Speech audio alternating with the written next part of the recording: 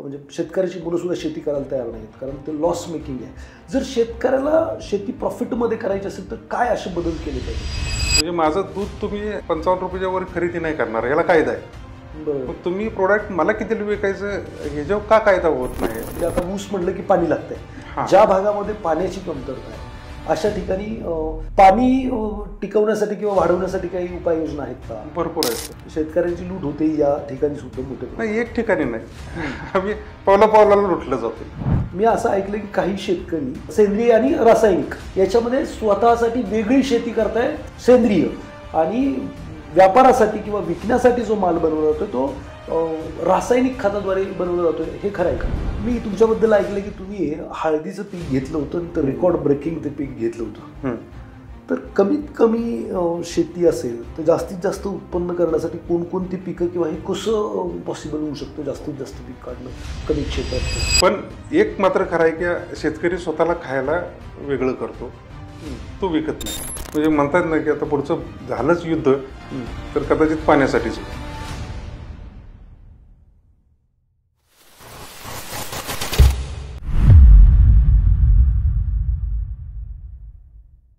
नमस्कार मित्रांनो, विजेता कॉर्नर रिअल हिरो या पॉडकास्टमध्ये मी आकाश गोंदावले तुमचं पुन्हा एकदा मनापासून स्वागत करतो. मित्रांनो, आजचा पॉडकास्ट हा अतिशय महत्त्वाचा आहे, प्रत्येकाच्या रूटीन जीवनाशी कनेक्टेड आहे. मला असं वाटतं की प्रत्येक माणसाने हा पॉडकास्ट पूर्ण ऐकला तर पाहिजेच, पण त्याच्याबरोबर काय उपाययोजना आज येणार आहेत आपल्याला त्या पण पाहिल्या पाहिजेत. आज आपल्याकडे विनोद तोडकर सर आलेले आहेत, जे शेतीचे डॉक्टर आहेत, स्वतः शेतकरी आहेत. येणाऱ्या काळामध्ये जसं मेडिकल सायन्सने जिकडं तिकडं औषधांची दुकानं टाकून ठेवली आहेत, तसंच आता पिकांच्या बाबतीत सुद्धा मोठ्या प्रमाणावर जे कीटकनाशकं किंवा रासायनिक खतं याची दुकानं ओपन होत आहेत. त्याचं सत्य काय आहे, आणि जर ते अशाच पद्धतीने दुकानं ओपन होत राहिली तर शेतीचं भविष्य किंवा आपलं आरोग्य कसं असणार आहे याच्याबद्दल आपण सगळ्याच गोष्टी जाणून घेणार आहे. म्हणजे मला इन शॉर्ट एवढंच म्हणायचं आहे की कोणी हा पॉडकास्ट चुकू नये असा हा पॉडकास्ट आहे. सो स्वागत करूयात आपण विनोद तोडकर सरांचं, आणि त्यांच्याबद्दल इन शॉर्ट माहिती घेऊन आपण आपल्या मुद्द्यावरती येऊयात. सर, तुमच्याबद्दल इन शॉर्ट माहिती द्या. मी विनोद संपतराव तोडकर, कासेगाव, तालुका वाळवा इथून येतो, आणि मी शेती करतो. मी शेतकरी. बरं. आणि ॲग्रीमध्ये मी कन्सल्टन्सी पण करतोय, आणि इतर शेतकऱ्यांना मी जे काय करतोय ते मदतही करतो आणि त्यांना मार्गदर्शनही करतो. एवढी ओळख आहे. ओके. बरं, आई वडील शेतकरी होते? वडील सर्व्हिस करत होते. बरं. पण घरी आजोबा, काका वगैरे आमचे सगळे चुलते मामा हे ते सगळे शेतीच करतात. शेतकरी कुटुंबातून होते, वडील मात्र नोकरी करत होते. मग तुम्ही शेतीकडे कसं काय वळलात? छंद म्हणा किंवा उपजत प्रवृत्ती होती, शेती आवडतच होती पहिल्यापासून. मग अशा काही घटना घडल्या ज्याच्यामुळे तुम्हाला असं वाटलं की बाबा शेतीमध्ये हे काही तुम्ही रिसर्च केला, किंवा मी असं म्हणेन की तुम्ही शेतीचे डॉक्टर आहात, जे काही तुमच्याशी चर्चा झाली त्याच्यावरून, तर असं काय घडलं ज्याच्यामुळे तुम्हाला शेतीचे डॉक्टर किंवा एवढं संशोधन करण्याची प्रेरणा मिळाली? पहिल्यापासून आवड होतीच सर, म्हणजे नव्हतं अशातलं काही नाही, पण अपेक्षित उत्पादन येत नव्हतं. आणि ऊस त्या काळात आम्ही, म्हणजे माझे वडील 1995ला ज्यावेळी गेले त्यावेळी 40-45 टन वगैरे असं येत होतं उत्पादन. आणि त्याच वेळेला काही शेतकऱ्यांनी 100पर्यंत मजल मारली होती. आम्ही त्या दृष्टीने प्रयत्न करत होतो, पण यश येत नव्हतं.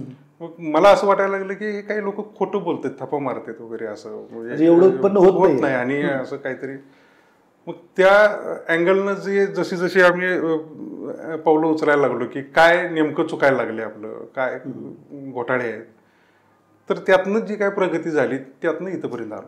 तर मग त्याच्यातनं मग हा प्रयोग आपण करत गेलो, म्हणजे काय करायला लागतं याच्यासाठी एक एक एक एक एक पाऊल. मग ज्या शेतकऱ्यांनी केलं होतं त्यांच्याकडे जाऊन भेटलो, शास्त्रज्ञांना भेटलो, नवीन कुठं काय चाललंय ते बघून आलो. त्या दृष्टीनं मग तिथं एखादी गोष्ट पसंत पडली तर ती येऊन आपल्याकडे ती अप्लाय करत गेलो. आणि मग ते एक एक एक कड्या सुटत, फरक पडला, आणि एक एक कड्या सुटत गेल्या, आणि एक एक आयडिया येत गेल्या. असं झालं. काही ठिकाणी फसलं, काही ठिकाणी बरोबर होत गेलं, पण बघूनच शिकलो असं म्हणा, ऐकून शिकलो. सेमिनार्स अटेंड केले, वेगळ्या वेगळ्या विद्यापीठांचे असतील, आमच्याकडे KVK बारामती असेल, असं शास्त्रज्ञांची काही ठिकाणी लेक्चर व्हायची, ते अटेंड करत होतो. यातनं शिकत गेलो असं आहे. शेतकरी आजच्या तारखेला म्हटलं जातं की शेती म्हटलं की बरीचशी लोक म्हणजे शेतकऱ्याची मुलं सुद्धा शेती करायला तयार नाही आहेत, कारण ते लॉस मेकिंग आहे. जर शेतकऱ्याला शेती प्रॉफिटमध्ये करायची असेल तर काय असे बदल केले पाहिजेत? खूप करण्यासारखं आहे, पण एवढं करून पण आता काय आहे सर, नेमकं शेतकरी एका ठिकाणी झगडत नाही. म्हणजे त्याला एकाच वेळेला निसर्गाबरोबर पण झगडायचं आहे, आर्थिक परिस्थितीशी झगडायचं आहे. आता तुम्ही किती म्हणला की आज शेतीला याची गरज आहे, पण त्याच्या खिशात पैसे पाहिजेत ना. बरोबर. मग ते पण नाही. लाईट त्याला रात्री कधी दिवसा कधी दुपारी कधी काय, ते म्हणजे किती गोष्टींशी झगडायचं. एक तर त्याला स्वतःला त्यातलं काय नॉलेज फार कमी आहे, आणि बाजारात आज फसवणाऱ्यांची संख्या म्हणजे आत्ता कमी आहे. पूर्वी तर कोणी येईल आणि त्यानं म्हणायचं की हे माझं पवार तुझा 100 टन निघणार, असंही काही ठिकाणी होत गेलं. म्हणजे त्या औषध फवार तुला 100 टन मिळेल आणि उद्याच्याला काही नाही आलं तरी असं होत होतं पूर्वी. आणि आताही तशांची काही कमतरता नाही, पण कमी झालीत लोक आता, आणि अवेअरनेस पण वाढला. आता आमच्या शेतकऱ्यांची मुलं जी नवीन शेती करायला लागलीत ते बऱ्यापैकी आता डोकं चालवून शेती करायला लागलेत, असं माझं मत आहे. बरं. शेतीशाळा नावाचा एक कन्सेप्ट आहे, प्रत्येक शेतकऱ्यांनी ही शेतीशाळा अटेंड केली पाहिजे का, आणि काय आहे ही शेतीशाळा? पण मला एक कळतंय की शेतकऱ्यांनी ज्यांनी करून केलंय, म्हणजे समजा एकदा 100 टन काढलाय तर त्याचं नको, पण सलग 7-8-10 वर्ष तो 100 टन काढतोय, तर त्याच्याकडं जाऊन त्याचं बघायला पाहिजे, त्याच्याकडं काहीतरी आयडियाज घ्यायला पाहिजे. ह्या विद्यापीठ आहेत तिथं जाऊन शास्त्रज्ञ आहेत त्यांच्याशी बोलायला पाहिजे, त्यांचे मार्गदर्शन घ्यायला पाहिजे. युट्यूबला वगैरे आता चांगलं खरं माध्यम आहेत, आता भरपूर त्याच्यातनं माहिती मिळू शकते. काय कुठे पण आहे, आपल्या अनुभवावरती जरा थोडं हे करून आणि त्यातनं पण शिकून आपण एक एक पाऊल पुढं टाकायला पाहिजे, हे गरजेचं आहे. शेतकऱ्यांनी असं काही शिक्षण घ्यावं जेणेकरून, आता तुम्ही युट्यूबचा जसा उल्लेख केला, असं काही शासनाने प्लॅटफॉर्म बनवलेत का जिथं शेतकरी शिकेल की बाबा ही अशी अशी जमीन आहे तर अशा अशा जमिनीमध्ये हे पीक घेतलं पाहिजे, किंवा हे वातावरण आहे तर याच्यामध्ये हे पिकं चांगली येऊ शकतात, किंवा पाणी कमी किंवा जास्त आहे, असं काही अभ्यासक्रम शासनाने किंवा असं काही प्लॅटफॉर्म आहे का जो प्रोव्हाइड करू शकतो शेतकऱ्याला? नाही, असं तर कुठला प्लॅटफॉर्म आतापर्यंत तरी नाही, पण एक प्लॅटफॉर्म आपल्याकडे नक्की आहे. म्हणजे इंडिव्हिज्युअल आता आमच्याकडे KVK बारामती असेल समजा, तर तिथं या पिकांवर कसं काम करायला पाहिजे, काय काय त्याची मॅनेजमेंट असेल, म्हणजे सगळं इत्तंभूत सगळी माहिती तुम्हाला तिथे दिली जाईल. वसंतदा जे आपलं मांजरीला ऊस संशोधन केंद्र आहे, ऊसासाठी तुम्ही त्यांच्याबरोबर कॉन्टॅक्ट करू शकता. ती तुम्हाला असं रेसिडेन्शियल सेमिनार घेतात ते लोक, आणि पूर्ण माहिती देतात. आपल्याकडं कोईमतूरला पण एक तशी संस्था आहे, आणि शासन आपल्याला तिथं तुम्ही जाऊ शकता, तुम्ही शिकू शकता त्यांच्याकडनं. त्याची काही फीज वगैरे असते काय? नाही, काही फीज द्यायला लागत, पण कारखान्याकडून वगैरे जर गेलं ना आपण तर होऊ शकते ते फ्री ऑफ कॉस्टमध्ये. बरं. जे ऊस उत्पादक शेतकरी आहे, ऊस लावण्या अगोदर यंगस्टर म्हणजे जे नवीन शेतकरी आहेत, आता आई वडील तर अडाणी होते, पण नवीन जे शिकलेली मुलं आहेत त्यांनी मात्र जर ऊस काढायचा आहे तर इकडं व्हिजिट करायला पाहिजे. तिथं 4 दिवस थांबायची सोय आहे, तुम्ही थांबलं पाहिजे, त्यांचं ऐकलं पाहिजे, शिकलं पाहिजे, आणि नवीन व्हरायटीज काय आहेत, नवीन काय टेक्निक यायला लागलेत. आणि माझं म्हणणं सर असं आहे की 100 टन काढणं शक्य आहे, पण ते कमी खर्चात कसं काढता येईल, आंतरपीक घेऊन कसं काढता येईल, हे जे काय आहे ते तुम्हाला शिकायला मिळेल ना. ऊसाच्या आतमध्ये आंतरपीक अजून एखादं गेलं उत्पन्न कसं वाढू शकेल हे पण तिथे शिकवलं जाईल. म्हणजे माझा स्वतःचा असा पॅटर्न आहे, मला 18 महिन्यानं पैसे येत आहेत, तर त्याच्या अगोदर काय थोडे पैसे आले तर मला एखादा खताचा डोस किंवा हातात पैसे आले तर मी काहीतरी थोडंफार करू शकतो, तर मग मी आंतरपीक घेईन, जसं मेथी आहे, कोथिंबीर आहे वगैरे असं ऊसात. हे सगळं ट्रेनिंग तिथं मिळणार. बरं, कोणतं पीक घेतलं पाहिजे हे पण सांगितलं जाईल. आणि कमी खर्च करण्यासाठी काय शिकवतात, म्हणजे काही तुम्ही काय शिकलात त्याच्याबद्दल? आता कसं होतंय की बऱ्याचदा आमच्याकडे पूर्वी असं व्हायचं की त्याच्यापेक्षा मी 4 पोती ज्यादा टाकणार, हा एक कन्सेप्ट असायचा. शेतकरी एवढी पोतं खत टाकलं तर मी तुझ्यापेक्षा जास्त 4 टाकले मी 6 टाकणार, तू 6 टाकले मी 7 टाकणार, असं काहीतरी व्हायचं ते. पण टेक्निकली त्याला गरज काय आहे, मग आता माती परीक्षणासारख्या चांगल्या सुविधा उपलब्ध आहेत. मग माती परीक्षण करून बाबा माझ्या ऊसाला हे एवढंच कमी आहे का, आता आपण बघितल्यावर पण बऱ्यापैकी लोकांचं आता नॉलेज वाढलंय तेवढं, आणि आपल्याला कळतं की हे डिफिशियन्सी आहे. मग तेवढं जरी केलं तरी बघण्यासारखं आहे. म्हणजे खर्च कमी करून उत्पादन कसं वाढणार आहे, म्हणजे अनादायी खर्च कमी व्हायला पाहिजे, त्यातला हा एक मुद्दा आहे. मग तो अनादायी खर्च कमी केला तर शेतकरी अजून स्ट्रॉंग होऊ शकेल. म्हणजे एक पाऊल पुढे तर पडलं, म्हणजे खर्च कमी करणं म्हणजे उत्पन्न वाढवण्यातलाच प्रकार आहे ना. बरोबर. बरं, हे झालं ऊसा रिलेटेड. आणखीन काही पिकं की आता ऊस म्हटलं की पाणी लागतंय, ज्या भागामध्ये पाण्याची कमतरता आहे अशा ठिकाणी पाणी टिकवण्यासाठी किंवा वाढवण्यासाठी काही उपाययोजना आहेत का? भरपूर आहेत सर. म्हणजे आता पावसाचं पडणारं पाणी तुम्ही जमिनीत कसं मुरवायला पाहिजे याच्यासाठी पण शासन मार्गदर्शन किंवा हे लोक मार्गदर्शन करतात, सायंटिस्ट असतील किंवा काय, तर त्यांच्याकडनं ते शिकायला पाहिजे. इवन आपल्या घरावर छतावर पडणारं पाणी सुद्धा तुम्ही विहिरीमध्ये बोरमध्ये परत पुनर्भरणासाठी कसं वापरणार आहे तो एक मुद्दा घेता येईल. म्हणजे जिथं पाणी कमी आहे तिथं तर त्या लोकांनी हे असं करायला पाहिजे. केरळसारखं राज्य आहे की तिथे एक कलेक्टर आले आणि तिने हे सगळं याच्यावरच काम केलं की तुम्ही घरावर पडणारं पाणी तुम्ही बोरमध्येच घालवायचं, गटरीत सोडायचं नाही. बरं. तर केरळची पाणी पातळी वाढलेली आहे आता, म्हणजे ती त्यामुळं वाढली. आपल्याकडे तसे प्रयोग व्हायला पाहिजे. होत आहेत काही ठिकाणी होत आहेत आणि जिथं होत नाहीये तिथं समजा ह्याच्या रिलेटेड काही ट्रेनिंग पाहिजे. जसं तुम्ही ऊसाचं सांगितलं की बारामती ॲग्रो काहीतरी सांगितलं, तर तसं कुठं आहे का? मग यांच्याकडेच मिळणार, ते त्यांच्याकडेच मिळणार, या लोकांच्याकडेच मिळू शकते. म्हणजे आपल्याकडे राहुरी कृषी विद्यापीठ आहे किंवा काय, तुम्ही डिमांड केली तर ते प्रोव्हाइड करणार, तसं प्रोव्हाइड करणार. आणि खूप महत्त्वाचं आहे. आता मी बीड जिल्ह्यातून बिलॉंग करतो, मराठवाड्यातून, तर आमच्याकडे पाण्याची पातळी फार खालवलेली आहे. आणि मग अशा वेळेला जर ह्या उपाययोजना केल्या तर तुम्ही म्हणताय केरळ सारख्या राज्याने हे केलेलं आहे आणि त्याची जमिनीची पाणी पातळी वाढलेली आहे, तर इकडे सुद्धा ती वाढू शकेल. 100% वाढेल. त्याच्या रिलेटेड जे काही माहिती आहे ते तुम्हाला आपण खाली त्यांचा ॲड्रेस पत्ता देऊ शकतो, जो तुम्ही इन्स्टिट्यूट म्हणताय. हो देऊ शकतो. मी आता पण सांगतो तुम्हाला की बारामती असेल किंवा कृषी विज्ञान केंद्र जेवढे आपल्या भागात असतील त्यांच्याशी संपर्क करायला पाहिजे. महाराष्ट्र शासनाचा कृषी विभाग आहे, या आत्माअंतर्गत तुम्हाला त्यातनं पण ह्या सुविधा उपलब्ध होऊ शकतात. समाजाने एकत्रित प्रयत्न केला तर जमिनीची जी खालवलेली पाणी पातळी आहे ती सुद्धा वरती येऊ शकते. म्हणजे पण सामूहिक प्रयत्न पाहिजे, होणारच नाहीये. गावातल्या सरपंचांनी किंवा जे काही पुढारी लोक आहेत त्यांनी जरा इनिशिएटिव्ह घेतलं. त्याचं चांगलं उदाहरण हिवरे बाजार एक आहे. हिवरे बाजार रोड मॉडेल आहेच आपल्याकडे, किंवा पाणी फाउंडेशनवाल्यांनी काम त्याच्यात भरपूर केलेलं आहे.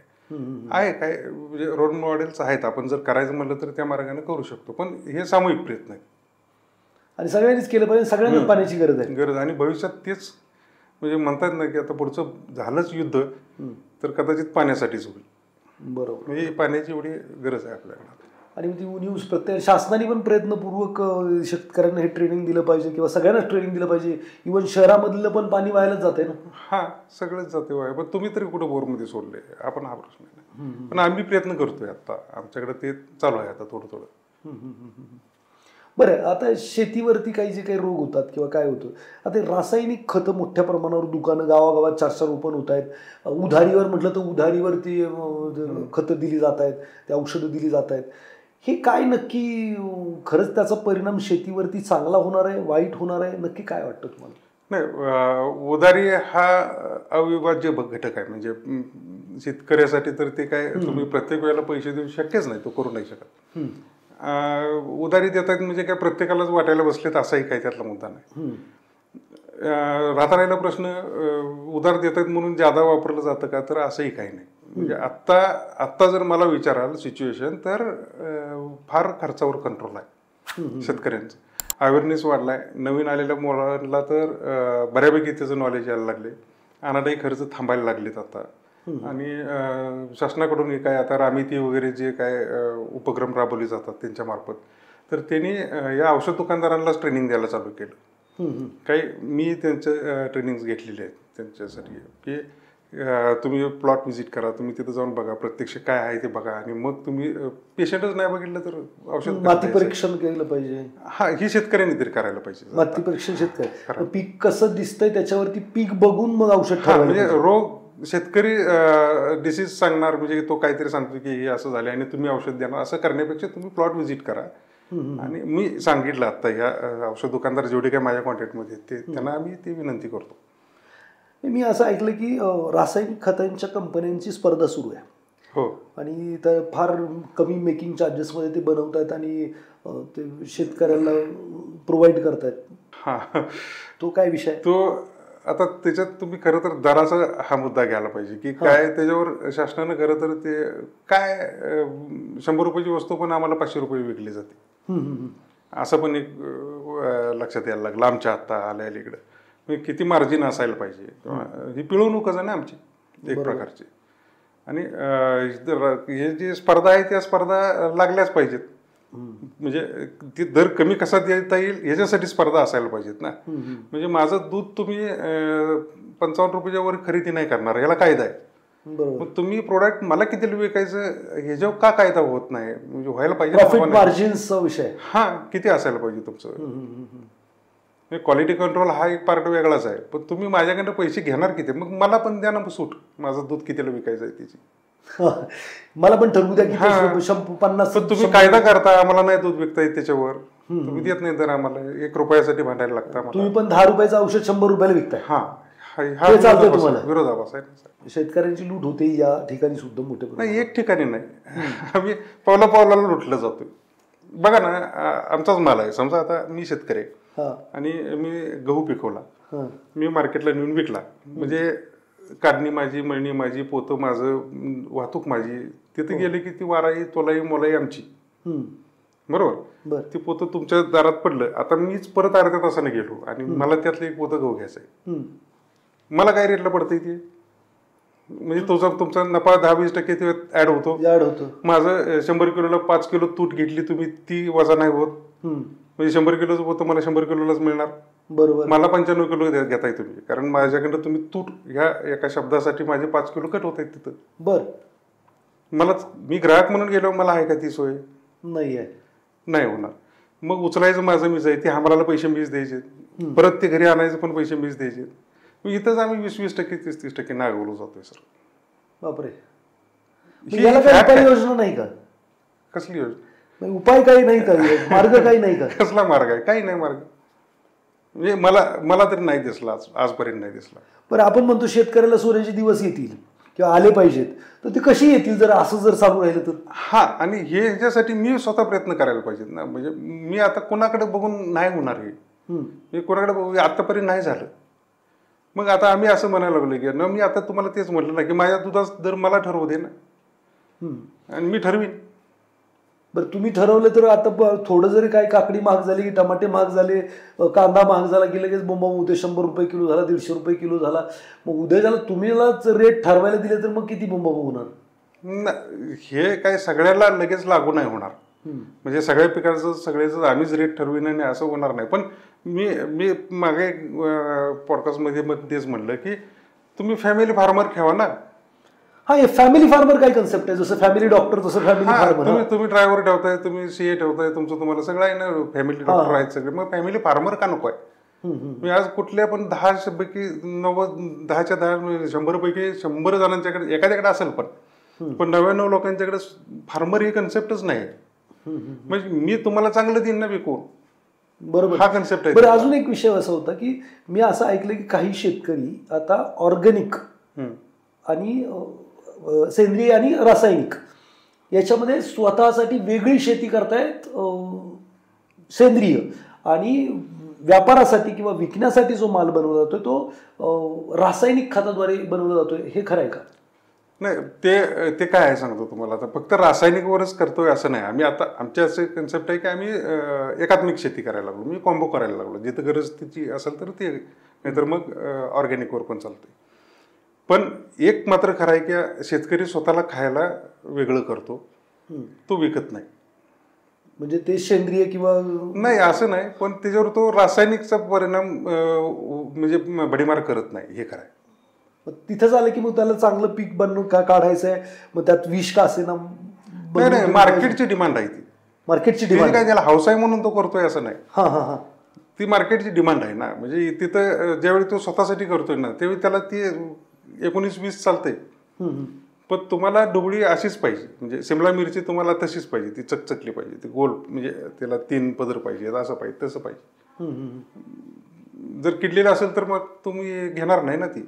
बरोबर. किंवा एखादा त्याला डाग असला तर तुम्ही घेणार नाही. ते शेतकरी ऍडजस्ट करतो ते. म्हणजे आता तू स्वतःसाठी वेगळी शेती करतोय? नाही, आमच्याकडे 80-90% तर स्वतः करणारे आहेत. म्हणजे काहीतरी स्वतः पुरतं तरी करतात. सगळंच करतील असं नाही, पण काहीतरी समजा 4 वांग्याची झाडं तर तो स्वतः पुरती तरी लावणार. बरं बरं. मग आता जर हे फॅमिली फार्मर जर कन्सेप्ट आणला तर हे आम्हाला पण ते ऑर्गॅनिक मिळू शकेल? 100% देणार आम्ही, कारण त्यांना आम्हाला पैसे मिळणार आहेत, त्याचा दर आम्ही ठरवू. मुद्दा तो आहे ना, परत त्या मुद्द्यावर येते ते. आणि हे सगळं आर्थिक गणिताशी निगडीत आहे. बरोबर ना. मला एक सांगा, तर शेतकरी तुम्ही म्हणताय की एवढ्या ठिकाणी कापला जातो, त्यांनीच पोतं विकलेले त्यालाच परत घ्यायचं म्हणजे 20-30% मायनस आहे. मग हेच जर ते सगळे व्यापारी बाजूला निघाले आणि मी माझाच जर एक फॅमिली फार्मर आहे तर त्याच्या इथं उत्पन्न झालेलं डायरेक्ट माझ्याकडे येते, म्हणजे ते मोलाई नाही तोलाई नाही, बऱ्याचशा गोष्टी मायनस होतील. मी माईट बी तो आणून माल टाकेल किंवा मी जाऊन घेऊन येईल, याच्यामध्ये फार मोठं नुकसान त्याचंही नाही होणार आणि माझंही नाही होणार. आणि मी माईट बी हे 30% ऐवजी 15% ऍडिशनल शेतकऱ्याला मिळतील, 15% माझा पण फायदा होऊ शकेल. 100% व्यापारी नसून चालणार नाही. म्हणजे नाही काही ठिकाणी पण आता इंडिव्हिज्युअल तुमची, आता तुम्ही ज्या सोसायटीत राहताय तिथली 25 घरं मी तुम्हाला सप्लाय करू शकतो ना, आम्ही 10-20 जण मिळून. हो हो, ही कन्सेप्ट तर यायला काय हरकत आहे. काय करावं लागेल त्यासाठी, कसं करावं लागेल, कसं इनिशिएटिव्ह घ्यावं? नाही, आम्ही केलं होतं ते एकदा 2दा आम्ही प्रयत्न केले, थोडं काहीतरी फसतंय अजून, कुठंतरी प्रयत्न चालू आहेत सर. म्हणजे नक्की आम्ही काहीतरी लवकर रिझल्ट देऊ तुम्हाला. बरोबर. म्हणजे जर असं काही झालं तर पहिला आमचा नंबर घ्या. 100% लोक नक्कीच तुमच्याकडे, जसं फॅमिली डॉक्टर करतो तसं फॅमिली फार्मर नक्की आम्ही करू. म्हणजे आम्ही इव्हन मोबाईलवर ॲड्रेस सगळं देऊ तुम्हाला, तुम्ही स्वतः जरी आलात तरी तुम्हाला बघायला मिळेल समोर काय चाललंय तिथं. ठीक आहे. मला एक सांगा, शेती सल्लागार, बघा आता आपण फॅमिली डॉक्टरचा विचार करतो की फॅमिली कन्सल्टन्सी कन्सल्ट केल्याशिवाय औषध खात नाही, किती आजार असू द्या, काही आजार असू द्या. तसं शेतकऱ्यांनी सुद्धा एक शेती सल्लागार किंवा शेती डॉक्टर अपॉइंट केला पाहिजे का, आणि त्याचं महत्व काय? आता त्याचं 2 आहेत, फायदे आणि तोटे. म्हणजे आमच्याकडे काही ठिकाणी आता द्राक्ष बागेसाठी किंवा डाळिंब बागेसाठी कन्सल्टन्सी हा एक पार्ट आहे चालू, पण त्याचे फीज आणि त्यांचं काय जे काय त्यात पण परत तुम्ही मगाशी म्हणला तसं स्पर्धा, म्हणजे कुठली औषधं ज्यादा विकायची, कशात जास्त प्रॉफिट आहे वगैरे, हा एक पार्ट आहे त्याच्यामध्ये. हा तोटा झाला. फायदा काय आहे की ॲक्च्युअल जर माणूस चांगला मिळाला तुम्हाला आणि रोग आहे आणि ती 100 रुपयाच्या औषधानं बरा होत असेल तर मग तो फायदा आहे ना तिथं. म्हणजे ज्यावेळी तुमच्याकडे काही पर्याय नसतील, आता माझ्याकडे काय आहे की मी कन्सल्टन्सी करताना मी 10-6-7 सायंटिस्ट बरोबर मी कॉन्टॅक्टमध्ये आहे. बरं. म्हणजे समजा मला काही एखादा प्रॉब्लेम सुटत नसेल, मी काय परमेश्वर नाही ना, मला तर काय सगळे येणार आहे यातला असाही काय पार्ट नाही. आणि तो काय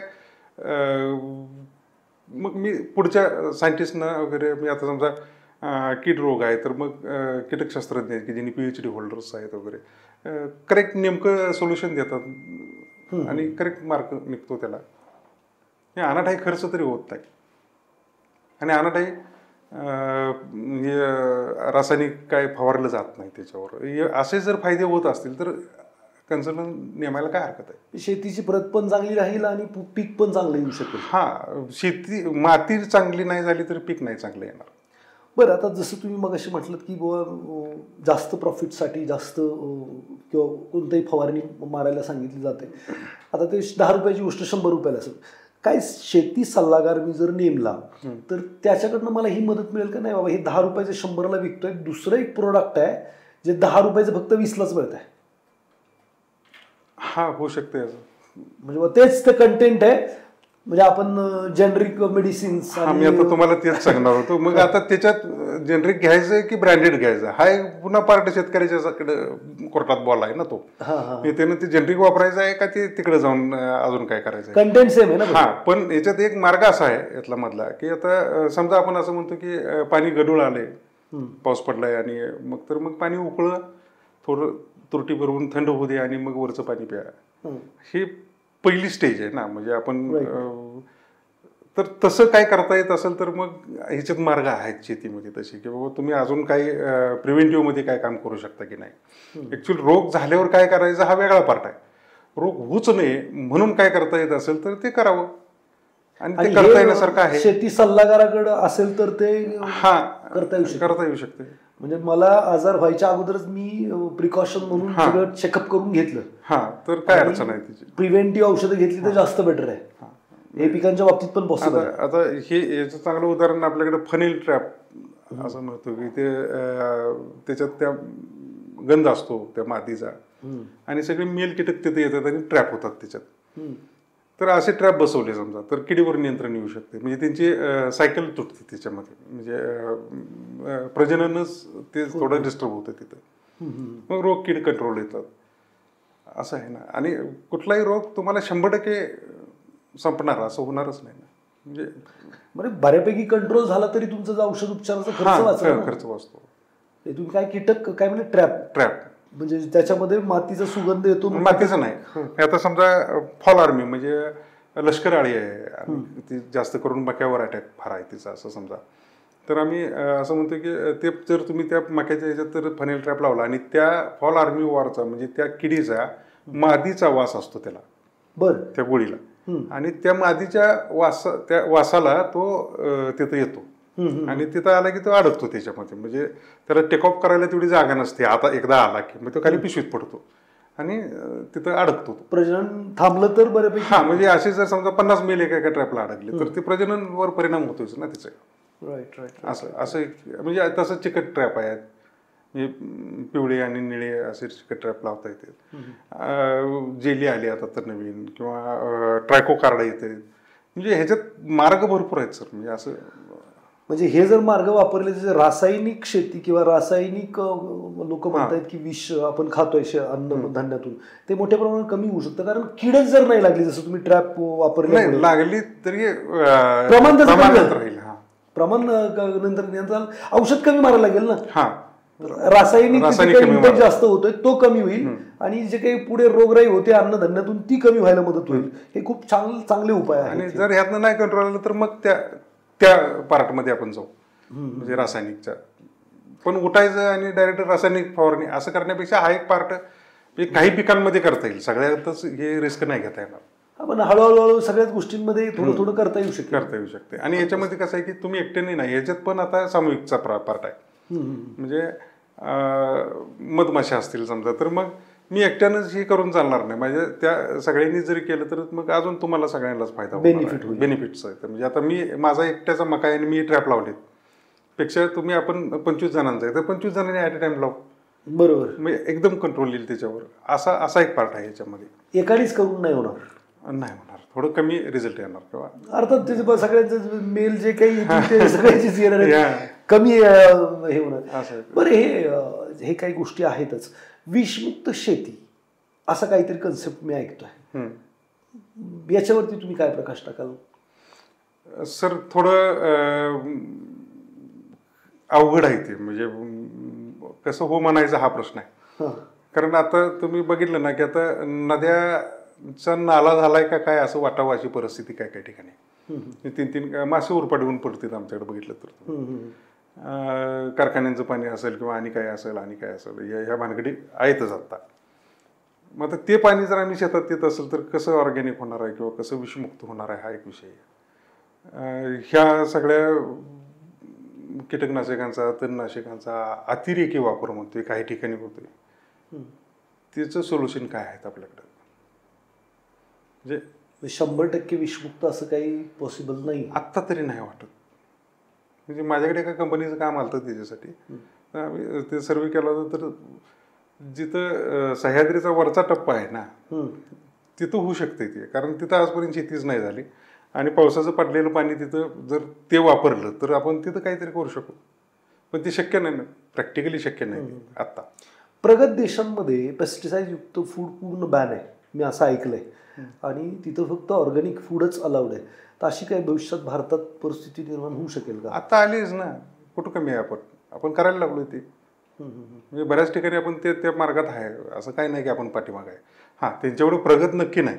आणि त्याला 2-3 कारण आहेत. एक तर आपला शेतकरीच तेवढा स्ट्रॉंग नाही, हे पहिलं कारण आहे. दुसरं जसं शासकीय अनास्था म्हणू आपण ती तर आहेच. परत अजून काय आहे की आपल्याकडे सूर्यप्रकाश भरपूर आहे, ओपन फील्डला आपल्याकडे चांगलं रिझल्ट आहेत. मग त्याच्यात आणि कशाला घुसायचं, म्हणजे तो एक्स्ट्रा खर्च कशाला करायचा, असं एक शेतकऱ्यांच्या खर्चाकडे पण बघत लोक. मी तुमच्याबद्दल ऐकलं की तुम्ही हळदीचं पीक घेतलं होतं, तर रेकॉर्ड ब्रेकिंग ते पीक घेतलं होतं. तर कमीत कमी शेती असेल तर जास्तीत जास्त उत्पन्न करण्यासाठी कोणकोणती पिकं किंवा हे कसं पॉसिबल होऊ शकतं जास्तीत जास्त पीक काढणं कमी क्षेत्रात पण? त्याला काय आहे सर, आता 2-3 मुद्दे सांगतो मी याच्याबद्दल. की तुमची जमीन काय प्रकारची आहे हा पहिला मुद्दा आहे, ती कुठं आहे हा दुसरा मुद्दा आहे. म्हणजे आता माझं असं म्हणणं आहे की तुमची महाबळेश्वरमध्ये तर तुम्ही स्ट्रॉबेरी घ्या, बंपर उत्पादन घ्यायचं असेल तो, पण तुम्हाला तिथं ऊस घ्यायचा आहे आणि तुम्ही बीडचा आहे आणि त्या टेम्परेचरला तुम्हाला तिथं स्ट्रॉबेरी आणायची आणि सफरचंदची शेती करायची आणि तुम्हाला रेकॉर्ड ब्रेक उत्पादन घ्यायचं आहे, होणार नाही तसं. म्हणजे काही गोष्टी वातावरणावर आहे, काही गोष्टी तिथल्या जमिनीवर आहे, काही गोष्टी पाण्यावर आहे, काही गोष्टी हवामानावर अवलंबून आहेत. आणि ह्या सगळ्यांना कसं पोषक आहे. आता आमच्याकडे काही चिवड्या जमिनी आहेत पण भाताला 1 नंबर चालतात. तिथला भात तुम्ही अक्षरशः आता रेट्रा तांदूळ माझ्या गाव शेजारीच आहे, तर त्या जमिनीतला भात तुम्ही अत्यंत चांगला येतो तो भात, म्हणजे वास त्याचा आणि त्याची क्वालिटी. तर मग तिथं कशाला स्ट्रॉबेरीचा नाद करायचा आहे असं माझं म्हणणं. शेतकऱ्यांना ओढून ताणून पीक नाही करायचं, नॅचरली त्या वातावरणात निसर्गाशी लढू नका, नाही जिंकणार तुम्ही. म्हणजे निसर्गाबरोबर जायला पाहिजे. शेती ही शेतीचा साधं गणित एवढंच आहे. बरोबर. ते जर केलं तरच तिथं जास्तीत जास्त उत्पन्न किंवा जास्तीत जास्त तुम्ही रिझल्ट आणण्यासाठी अजून प्रयत्न करणं सगळं पूरक आहे. आणि मग तुम्ही अजून काही ऍड ऑन टाकताय त्याच्यामुळे उत्पन्न वाढू शकतं. पण तुम्ही काही पूरक नाहीये आणि नुसतंच ऍड ऑन टाकताय तर मात्र उत्पन्न नाही वाढणार. आणि तुम्ही विरोधच काहीतरी वेगळंच काहीतरी तिथं घ्यायच्या नादाला लागलं. म्हणजे आपण माझं असं म्हणणं आहे की मग ती नुसत्या तेवढ्याच एका मुद्द्यावर आहे का तर नाही. म्हणजे ऑर्गॅनिक मॅटर असतील, बेवड पिकं असतील, त्यानंतर पाणी निचरा होण्याची प्रणाली काय आहे, ह्या सगळ्या गोष्टी मॅटर करतात तिथं. म्हणजे बंपर उत्पादन असेल, म्हणजे ज्यादा उत्पादन ज्यावेळी तुम्ही घ्यायच्या नादाला लागतात त्यावेळी जमिनीचे इलेक्ट्रिक कनेक्टिव्हिटी असेल, या बारीक सारीक गोष्टी आहेत, भयंकर आहे याच्यामध्ये बारकावे. पण शेतीत जे तंत्रज्ञान आता बदलत आहे, तर तंत्रज्ञानाबद्दलची जी माहिती आहे किंवा तंत्रज्ञान आपण ऐकतोच आहे, सरकार काय मदत करते किंवा त्याची जी माहिती आहे ती आपल्याला कुठे मिळेल किंवा सरकारकडनं काय मदत होते शेतकऱ्याला? फार कमी होते तशी. तशी फार कमी होते. पण आपल्याकडे आता हे मोठे मोठे मेळावे भरतात. आज पुण्यात पण आज ते विद्यापीठांना आज ते सेंद्रिय शेती, मी जाणार होते तिकडं. मग हे असे जे काही प्रयोग व्हायला लागले त्यामुळे आता बऱ्यापैकी लाईव्ह डेमो. आता आमच्याकडे पहिला प्रयोग केला तो कृषी विज्ञान केंद्र बारामतीवाल्यांनी केला. मग तिने आम्हाला शेतकरी म्हणून आम्ही ज्यावेळी तिथे जायचो त्यावेळी पूर्वी काय व्हायचं की स्टॉल्स असायचे, तिथनं आम्ही माहिती घ्यायचो की काय नवीन आलंय, काय चाललंय, म्हणजे अवजारं कुठले आले, नवीन पिकं काय यायला लागले, बियाणे कुठले नवीन आले, आणि ते स्टॉलवरनं आपल्याला ती माहिती मिळायची. पण तिथं तिने काय केलं, तिने प्रत्यक्ष डेमोज लावले. म्हणजे मिरचीचे, डुबळीचे, चायनीज वेचीचे, ऊसाचे, AI टेक्नॉलॉजी, म्हणजे तुम्हाला जे पाहिजे तिथं तुम्ही समोर बघू शकता. बरं. त्यातनं आम्हाला चांगले आयडिया आलेत आता. म्हणजे भरपूर शेतकरी तिथं व्हिजिट करतात, लाखाच्या काठीत. हे जे लाईटचा प्रॉब्लेम तुम्ही सांगितला विजेचा, तर यासाठी सौर ऊर्जा किंवा ते काही पॅनल वगैरे लावून शेतकरी हा प्रॉब्लेम सॉल्व्ह करू शकतो. आत्ता आले ना ते. करू शकतो. मग असे जे बरेचसे काही तंत्रज्ञान आहेत, याची एकत्रित माहिती तुम्ही म्हणताय ते शेतकरी प्रदर्शन असतात त्याच्यामध्ये मिळते. त्याच्यामध्ये पण मिळते. त्याच्यामध्ये अजून जर सल्लागाराकडे गेलं तर हे सगळी माहिती मिळू शकेल का? नाही, एकाकडे नाही मिळणार, एकाकडे नाही मिळणार. पण आम्हाला आता तुम्ही जसं म्हणते तसं, तर तुम्हाला हे माहित आहे की तुम्ही कृषी विभागाशी संपर्क करा, तुम्ही इथं याच्याशी संपर्क करा. आता मला काल एक जण आला होता की ते म्हणत होतं की मला सायफननं पाणी पाजायचं आहे, म्हणजे माझ्याकडे लाईट आणि ही सगळी इन्व्हेस्टमेंट करायला पैसे नाही. तर मी परवा बारामतीला गेलो तर तिने 2 फूट उंचीवरनं पण जमिनीला पाणी द्यायची व्यवस्था ड्रीपनं केली होती. म्हणजे त्याला मोटर वगैरे काय नव्हते. मी त्यांच्याकडे पाठवलं, त्यांना म्हटलं तू तिथं जाऊन कन्सल्ट, म्हणजे त्यांना विचार त्यांच्याकडं काय टेक्निक मिळते बघ, त्यांच्याकडं त्यांचे तसे काय तंत्रज्ञ असतील तर तू वापरून बघ ते काय आहे ते. हे एवढंच होतं याच्यामध्ये. आणि 100% याच्यात सगळंच ज्ञान आहे असं म्हणणारं मला अजून तरी म्हणजे ते थोडं जादा होईल काहीतरी. मला जरा असं वाटतं की एखादं, म्हणजे मला माहीत नाही जास्त बेटर, बट शेतकऱ्याची जमिनीच्या परतपासून, पीक घेण्यापासून किंवा शेती रिलेटेड शालेय शिक्षणामध्ये ह्या सगळ्या गोष्टी आल्या पाहिजेत की बुवा सरकारी काय काय गोष्टी आहेत, तंत्रज्ञानाचा शेतीमध्ये कसा वापर करता येईल, किंवा बाजारपेठेसंदर्भातले जे काही इन्फॉर्मेशन आहे ते पाठ्यपुस्तकात किंवा असं एखादं पुस्तकच लिहिलं गेलं पाहिजे. याच्यावरती तुमचं काय मत आहे? शाळांनी जर ते करायचं असेल तर आपला देश कागदावर कृषीप्रधान आहे. हो, बाकी कुठं दिसला नाही आपल्याला तो कृषीप्रधान. असता तर कदाचित तिथं असतं. ते कागदावर तर पाहिजे आम्हाला. म्हणजे आता मी शहरात राहतो, माझ्या मुलांना शेतीबद्दल काहीच माहित नाही. नाही का, आता मी तुम्हाला प्रश्न करतो, तुम्ही शेवटचा मातीत हात कधी घातला? आठवत नाही. हा ना, म्हणजे तिचं काय फिलिंग्स आहेत, म्हणजे ते कसं असती माती, चिखल काय असतो. 10वीच्या अगोदर शेतीत दारी वगैरे पाणी पाजलं होतं पिकांना, तेवढंच काय ते एवढंच नांगरट केली, पाळी घातली, असे प्रकार केले. 10वी नंतर कधीच नाही ना. म्हणजे आता मग तुमच्या पोराला कधी कळणार आहे ती, मग तो कधी शेती करणार आहे? आमचं म्हणणं म्हणजे एखादं तुम्ही पॉट घरात ठेवून त्याला सांगितलं का कधी हा बी घे? आम्ही ते खरं तर मी मागे एकदा तो प्रयोग केला होता. आम्ही सगळ्यांना पुण्यातल्या काय आमचे मित्र 25 बरोबर होते, आम्ही त्यांना एकत्र केलं. मी म्हणलं आपण असं करू की आम्ही तुम्हाला एक ग्रो बॅग देऊ, माती देऊ, तिची खतं देऊ, तिचं बी देऊ आणि त्याला काय काय लागते त्याचा सगळा चार्ट पण देऊ. तुमच्या पोरांना बघू दे ना, ते लावायचं कसं आहे, त्याला मोड कसा येतो, तो वेल कसा वाढतो, त्याला फुल कसं येतं, इथंपर्यंत जरी तुम्हाला मिळालं तरी काय हरकत नाही ना. तो एक प्रयोग केला होता आम्ही तसा. तो पण काय फार आता पण 60-70% आपलं जर उत्पादन शेतीवरतीच डिपेंड आहे, तर हे शालेय पुस्तकात किंवा असं काहीतरी परिपूर्ण पूर्वी कार्यानुभव हा एक पार्ट असायचा, कार्यानुभव, आणि त्याच्यामध्ये आपल्याला थोडे थोडे बेड करून त्याच्यावर हे काहीतरी शेती करायला भाग पाडत होती, आणि मी पण ती केली. आणि ऍक्च्युली तो एक माझा टर्निंग पॉईंट होता तिथं समजून. पण आता ती काय तुमच्या शाळेला ग्राउंड आहे का नाही हा पहिला प्रश्न आहे, कुठं करायची आहे शेती. मग शासनानं असं पण करायला काय हरकत नाही ना, म्हणजे एक पॉट आम्ही देऊ, ती सगळं सप्लाय करू तुम्हाला, मी काही कंपनी हायर करून वगैरे. पण शेतकऱ्याची परिस्थिती जर सुधारायची असेल तर काय काय लघु उद्योग किंवा पॅरलल व्यवसाय किंवा एकात्मिक शेती वगैरे प्रकार जो आहे, तर तो काय काय करता येऊ शकेल? सर सगळं करता येईल दर असला तर. आमचं घोड पेन खातं तिथंच, आम्हाला आमच्या मालाला दर नाही. सोयाबीनचे दर किती वर्ष तेच आहेत बघा. हो, गेली 4-5 वर्ष तिथं काय नाही हल्लेलं. म्हणजे ऊसाचा दर काय आहे बघा, त्याच्या निविष्ठा कुठंपर्यंत पोहोचले बघा.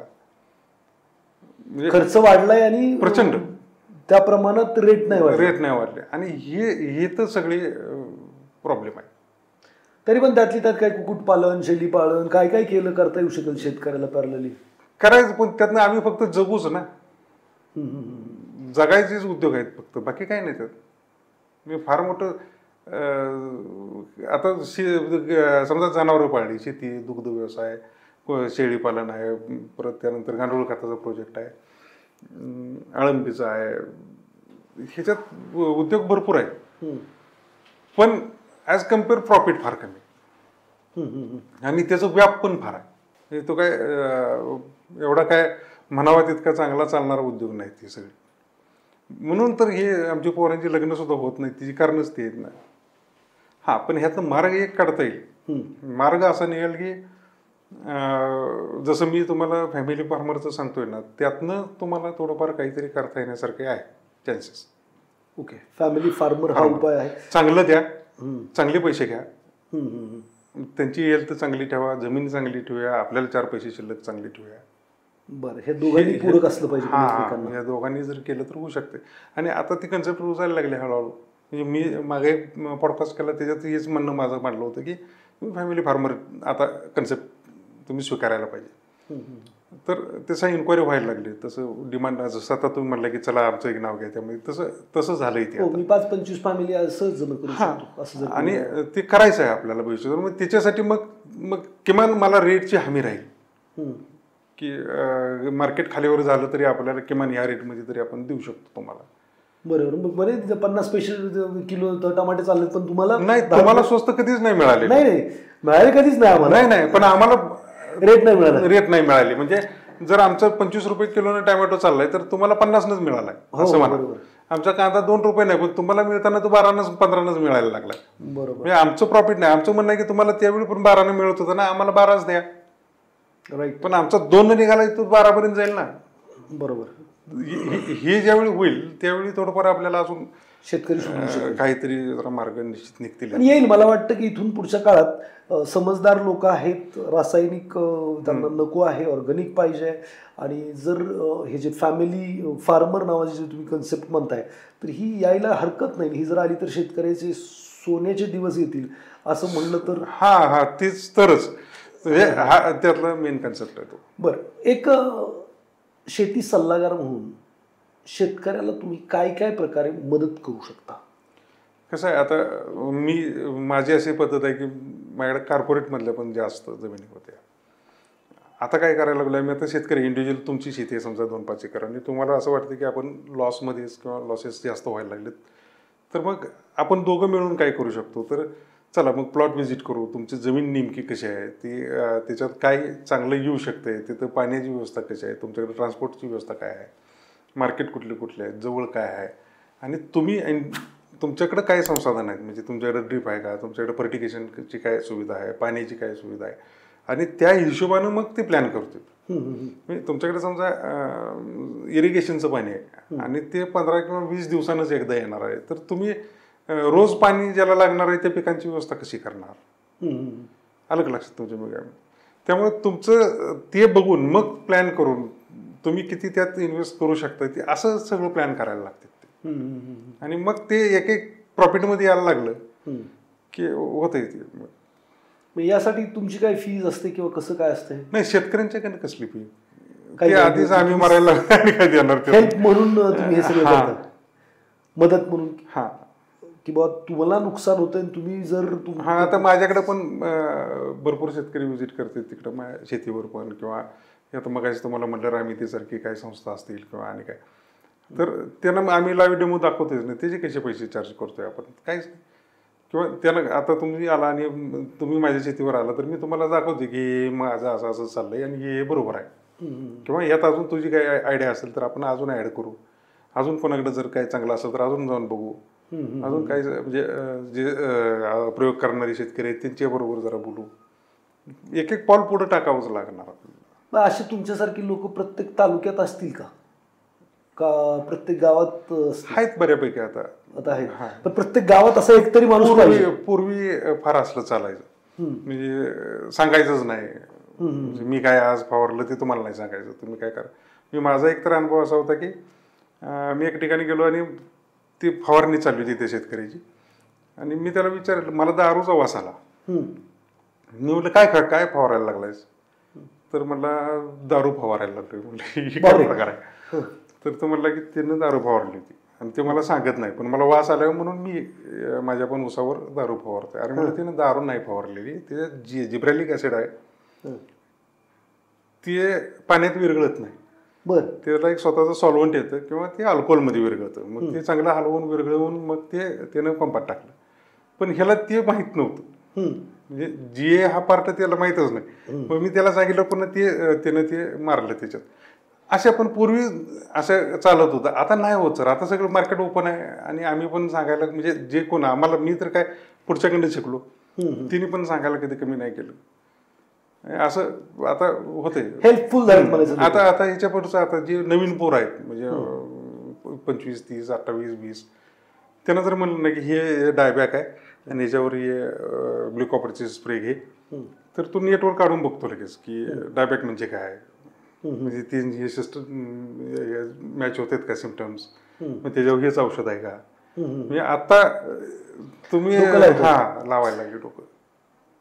हा एक चांगला चेंज आहे आता, पॉझिटिव्ह चेंज.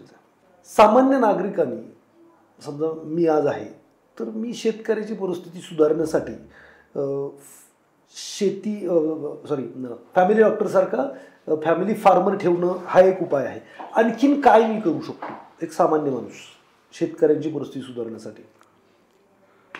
आम्ही काय केले, लातूरला एक 10 शेतकरी निवडले, म्हणजे लातूर आणि त्याच्या परिसरातले, आणि की ज्यांच्याकडे फक्त पाणी आणि जमीन आहे असे 2 त्यांना ऑप्शन आम्ही हे केलं, क्रायटेरिया लावला. पण त्याच्याकडे पैसे नाहीत, तो काही बाकीचं त्याच्याकडे काय नाही. तर आम्ही त्यांना काय केलं की समजा पुण्यातले आमचे काही मित्र आहेत, त्यांना सगळे एकत्र करून, किंवा तुम्ही एक 50,000 द्या, तुम्ही 1,00,000 द्या, तुम्ही 25,000 द्या, असं करून आम्ही तुम्हाला असे द्या की तुम्हाला हे लागणार नाही, परत नाही आले तरी चालतील, बरं, पण नक्की आम्ही परत देऊ. म्हणजे हा एक कॉन्फिडन्स त्यांना आम्ही देत होतो की आम्ही प्रयत्न असा करायला लागलो. प्रयत्न काय होता की ज्या शेतकऱ्यांना काहीच नाही त्यांना आपण हे बियाणं देऊ, मल्चिंग पेपर देऊ, लागलं तर ड्रीप देऊ, आणि त्यांना कन्सल्टन्सी देऊ, आणि खतं औषधं आपणच देऊ, बरं, आणि ती जे पीक ते काढतील. आम्ही त्यावेळी वॉटरमेलनचा म्हणजे कलिंगडाचा प्रयोग केला होता. तर त्यातनं जे काही पैसे येतील त्यातले काही आमचे तुमचे तुम्हाला काढून देऊ आणि त्या शेतकऱ्याला त्यातलं काय एक शेअर देऊ, असं काय करता येते का बघू. आणि आम्ही ते केला प्रयोग, म्हणजे 10 शेतकऱ्यांना घेऊन केला आणि 10च्या 10 जणांनी आम्ही ते सक्सेस पण केला. म्हणजे ह्यांना आम्ही 20% 2 महिन्यात पैसे एक्स्ट्रा दिले. अरे वा, 2 महिन्यात 20% एक्स्ट्रा दिले. फंटास्टिक. म्हणजे आणि त्या शेतकऱ्यांना पण पैसे राहिले. Very nice. म्हणजे करता येऊ शकेल अशी तुम्ही आम्हाला असं काय दिलं टार्गेट, किंवा आमच्याकडे 5-25 आम्ही लोक बसलोय आणि आम्ही 2 लाख 4 लाख आम्ही तुम्हाला देऊ शकतो, मी गॅरंटी देईन तुम्हाला की ते पैसे, गॅरंटी एवढीच की जर अवकाळी झाली किंवा काय आणखी काय प्रॉब्लेम आला तर ती काय समोर राहते, ती काय दडवून ठेवण्यासारखं काहीच नाही. पण त्यात तुमचंही आणि शेतकऱ्याचंही दोघांचंही भलं होईल. आणि त्यातल्या त्यात अशा शेतकऱ्यांना मदत करू की ज्यांच्या पुढे काहीच पर्याय नाही. ऍटलीस्ट शेती आहे, पाणी आहे, पण काय करावं कळत नाहीये किंवा परिस्थितीच नाहीये, कष्टाची तयारी आहे फक्त त्याची, काय त्याला बाकी काय. आम्ही ड्रीप बिप दिलं ना, मग ते म्हटले की म्हणजे खुश झाले ते की पेप्सी पाईप दिली ते आम्ही, असं काय ते 10 वर्ष टिकणार किंवा आयसा क्वालिटीचं ड्रीप नव्हतं, पण 2-3 पिकं चाललं ना त्यांना आणि पुढं तो एक बेनिफिट. वरून 25-30-50 हजार रुपये त्यांना पण शिल्लक राहिले. असं काहीतरी करता येईल करता सर. तुम्ही जर इनिशिएटिव्ह घेतलं तर असं नक्कीच मी पण करू शकेल किंवा माझ्याकडे टीम आहे ती करू शकेल. शेतकरी जे आजच्या तारखेला लॉसमध्ये आहेत किंवा प्रॉब्लेममध्ये आहेत, अशा शेतकऱ्यांना काय सल्ला द्याल तुम्ही? सल्ला द्यायचं फार सोपं आहे सर. सल्ला काय फुकटच द्यायचे, पण ऍक्च्युली सल्ला त्याला त्याची नेमकी परिस्थिती काय आहे हा पहिला प्रश्न आहे. मी जसं तुम्हाला म्हटलं, त्याच्याकडे जमीन आहे, त्याच्याकडे पाणी आहे, पण मल्चिंग पेपर कुठनं आणायचे, ती व्हरायटी कुठली करायची, वॉटरमेलन ते मार्केटला कसं घालवायचं किंवा त्याला लागणारी खतं औषधं काय लागतात, कमीत कमी खर्चात ते कसं आणायचं आहे, पैसे कुठनं आणायचे, पहिला मूळ प्रश्न आहे ना तो. सल्ला काय, सल्ले भरपूर आहेत आपल्याकडे, काय सल्ल्याला काय तोटा आहे. सल्ला हाच आहे की त्याला पैसे कसे त्याच्याकडे येतील, याच्यासाठीच आपण काय करू शकतोय काय अजून. मग आता किसान कार्ड वगैरे अशा ज्या काही गोष्टी आल्या त्यांनी नाही का मदत होऊ शकणार? एका मर्यादेपर्यंत होऊ शकते, ज्यादा काही नाही त्याच्यामध्ये. म्हणजे भरीव काय आहे तर बघा ना, म्हणजे स्वतःच्या पोराला बूट खरेदी करता येत नाही म्हणून आत्महत्या करतोय आम्ही. एका बाजूला काय बोलायचं. चला, शेतकऱ्याला काही सल्ला नाही देऊ शकत, मग एक सामान्य नागरिकांना शेतकऱ्याला सल्ला नाही देऊ शकत असं नाही. मी शेतकऱ्याला सल्ला एवढाच देतोय, म्हणजे आपण मगाच्यानं तेच चर्चा करतोय ना की खिशात पैसे असेल तर सल्ले आहेत. हो बरोबर ना. आणि जर नसतील, पैसेच नसतील, तर मग मी तुम्हाला अपील करतो की तुम्ही काय 2 पावलं म्हणजे समाज बघा, तुमचे प्रॉब्लेम, ज्याच्याकडे प्रॉब्लेम आहे त्याच्याकडे सोल्युशन असू शकतं, ज्याच्याकडे प्रॉब्लेमच नाही त्याच्याकडे सोल्युशन असण्याचं काही कारण नाही. तुम्ही जसं सांगितलं की बाबा शेतकऱ्यांचे हे प्रॉब्लेम आहेत आणि तुम्ही मला 2 तुमचे सल्ले आवडले की बाबा मग आम्ही याच्यावरती नक्की काम करू शकतो. पहिलं होतं जे जसं फॅमिली डॉक्टर तसं फॅमिली फार्मर, आणि दुसरा सल्ला असा होता की बाबा ज्यांच्याकडे शेती आहे, पाणी आहे, कष्ट करण्याची तयारी आहे, मग असं बाबा आम्ही काही पीक काढतोय, आम्हाला एक 2-4 लाख रुपये लागत आहेत 10 शेतकऱ्यांना मिळून, मग ही एक मदत सामान्य नागरिक करू शकतो. त्यांनी ग्रुप बनवून बुवा तुमच्या माध्यमातून किंवा त्या डायरेक्टली शेतकऱ्यांना तुम्हाला प्रॉब्लेम काय आहेत आम्ही तुम्हाला मदत करू शकतो. सगळेच शेती वाचवा, शेतकरी वाचवा हे बोंब मारतायत, तर इनिशिएटिव्ह घेऊन कोणी ना कोणी हे पावलं उचलली पाहिजे. पण शेतकरी रिस्क घेतोच आहे, म्हणजे तो पीक लावतोय, उद्याच्याला निसर्गाचं काहीही होऊ शकतं, अवकाळी येऊ शकतं, काही होऊ शकतं, त्याचं नुकसान होतं, तो एकटा सोचतोय. मग जर यांनी ग्रुपनी सोचलं तर काही अडचण नाही. हा ना, म्हणजे तुम्हाला मग कळेल की त्याचं नेमकं काय चाललंय, कोणाचं शेतकरी किती रिस्क घ्यायला लागलाय. आम्ही तुम्हाला सगळं नाही मागत, तुम्हाला महिन्याचा पगार नाही मागत. आम्ही असं म्हणतो की तुमच्यातनं समजा एक 10-5% तुम्ही देऊ शकताय का की जे नाही रिटर्न आले तरी चालतील. तेव्हा तुमच्या डोक्यात चक्र फिरायला चालू होते ना की इथे 10 लाख रुपयाची रिस्क घेतली शेतकरी म्हणून. बरोबर. आणि तुम्ही 10,000ची घेताना एवढा काय विचार करायचं कारण नाही. बरोबर. बघू ना, एकदा प्रयत्न करू. 10चे 11,000 रुपये पण आम्ही देऊ तुम्हाला, त्याला 4 पैसे ठेवून करता येईल ना तसं पण. आणि गरजेचं आहे की नाही? खूप गरजेचं आहे. म्हणजे करायचं आहे तर सगळ्यांनी मिळून करायला. आणि ह्यात काय आहे सर की चारी बाजूनं कोंडले, कुठंतरी वाब नाही गेली ना तर मग तुम्ही आणि ह्या एक दिवस असं करेल शेतकरी जाऊ दे मरू दे, नाही त्यांनी जाऊ दे म्हणून केलं तर अख्खं काय जग बंद होणार आहे पडेल. सांगा, कसं सगळं जग चालणार? बंद पडेल. बरं आता नाही पिकत, पिकून दर नाही, हम्म. आणि मग काय करायचं पिकून तरी, हा एक प्रश्न आहे ना. मग चला पुण्याला, चला मुंबईला, पुणे मुंबई काय घेणार आहे? तुम्ही कुठेपर्यंत सोसणार आहे ते तरी एकदा सांगा. खायला मिळालं नाही तर पुणे मुंबईला जाणं यायचा संबंधच नाही. मग इथं आल्यावर निदान पोट तर भरायला लागेल ना कसं तरी. असं कसं काय म्हणताय, म्हणजे मार्ग नसला तर मार्ग इथं आहे ना, मग मिळतोय तर इकडे चला. बरोबर. मग हे कुठंपर्यंत वाढतंय बघा आता, का मुंबई पुणे एकच करताय. आणि हे करून काय म्हणजे शेतकरी अन्नधान्य पाठवतोय म्हणून चाललंय. ज्या दिवशी तिकडनं यायचं बंद होईल आम्हाला गावाला जाऊन शेत कुठे आमचं शोधायला लागेल आणि करायला लागेल. हा पर्याय नाही. नाही पण ती करणार तुम्हाला कुठली येणार आहे शेती, तुम्ही गेले नाही 10 वर्ष काही राहणार. नाही नाही एवढं सोपं नाही ते, म्हणजे तुम्ही उठून शेती कराल ही स्वप्नात सुद्धा आणू नका. नाही आम्ही नाहीच करणार, पण आम्ही करून तर घेऊ शकतो. पैसे लावा आम्ही किंवा मग ते आत्ताच करा ना, सावध आत्ताच होऊया ना. विषय हाच होणार की आम्ही जेव्हा गावाकडे जाणार, बा आम्हाला इथं खायलाच नाही मिळत तर गावाकडे जाणार आम्ही. मग तिथं काय म्हणणार, ज्याला येतंय त्यालाच म्हणणार बाबा मी खत आणतोय, बी आणतो, मी हे करतो, तू ते मला करून दे, मी तुझ्याबरोबर थांबतो, काहीतरी करतो, तुला पैसे देतो त्याचे. हे पर्याय होऊ शकतील. नाही आपण कन्क्लुजनवरती येऊयात साधं सोपं. बघा मित्रांनो, जर आपल्याला ऑर्गॅनिक खायचं आहे आणि हेल्दी राहायचं आहे तर आपल्याला फॅमिली डॉक्टर सारखा एक फॅमिली फार्मर असला पाहिजे, याचा आपण विचार केला पाहिजे. कन्क्लुजनमध्ये मला जे कळलं ते हे पहिलं होतं. दुसरं, शेतकरी वाचवायचा आहे, शेतकरी जगवायचा आहे, शेतकऱ्याला सुवर्ण दिवस आणायचे आहेत. तर शेतकऱ्यानं मला असं वाटतं की शेती शाळा नावाचा असा एक कन्सेप्ट असावा जिथं किंवा जमिनीच्या प्रतपासून, सरकारी योजनांपासून, आर्थिक सहाय्यापासून किंवा ते पिकांवरती पिकांचा डॉक्टर असला पाहिजे. तुमचं बाळ आहे, तुम्ही स्वतः डॉक्टर नाही, बाळ आजारी पडलं तुम्ही काय करता, डॉक्टरकडे जाता, त्याचं सल्ल्याने औषध उपचार करता. पण तुम्ही जेव्हा शेतीचं पीक तुमचं आजारी पडतं तेव्हा काय करतात, जास्त काही सल्ला घेत नाही. तुम्हाला जे काय वाटतं, कोणी शेजाऱ्याने सांगितलं, यांनी सांगितलं, आणता आणि फवारता. जसं सरांनी सांगितलं की दारूच फवारत बसला, तो वास तसा येतोय. तर ह्या चुका टाळून पण परिस्थिती बदलली जाऊ शकते. फार नाही पण थोडी तरी होऊ शकते, असं मला वाटतं की हे 1-2 कन्क्लुजन याच्यावरून निघतील. अजून काय तुम्हाला वाटतं की या चर्चेत? मी तुम्हाला लातूरचं जसं सांगितलं तसं काय तुम्ही आम्हाला मदत करत असाल शेतकऱ्यांना तरी तो एक लास्टचं कन्क्लुजन हे पण येऊ शकतं की बुवा आपण भविष्यात आपल्याला अन्न पाणी मिळलंच नाही शहरातल्या लोकांना, तर आपण काय करणार, गावाकडे जाणार, तिकडे जाऊन आपण रिस्क घेणार, पावसाची रिस्क घेणार, वातावरणाची रिस्क घेणार, अवकाळीची रिस्क घेणार. तेव्हा आपण बी आणून देणार, खतं आणून देणार, आपण सगळं करणार. मग ते तेव्हा करण्याऐवजी आपल्याला आता जेवायला मिळतंय तेव्हाच आपण जर सर म्हणतायत त्या पद्धतीनं ज्या शेतकऱ्यांना खरोखर गरज आहे हेल्पची, अशांना जर मदत केली तर त्यांची परिस्थिती बदलू शकते. सो विनोदजी, तुम्ही इथं आलात, खूप छान चर्चा झालेली आहे, ज्याच्यामध्ये मला वाटतं की याच्यावरती चर्चा होणं खूप गरजेचं आहे. शेती, अन्नधान्य किंवा जगणं याच्याशी ही चर्चा रिलेटेड होती. सो तुम्ही इथं आलात आणि खूप मोलाचं मार्गदर्शन केलं. ज्या शेतकऱ्यांना तुमच्या सल्ल्याची गरज आहे अशा शेतकऱ्यांना आम्ही तुमचा नंबर खाली द्या, चालेल का?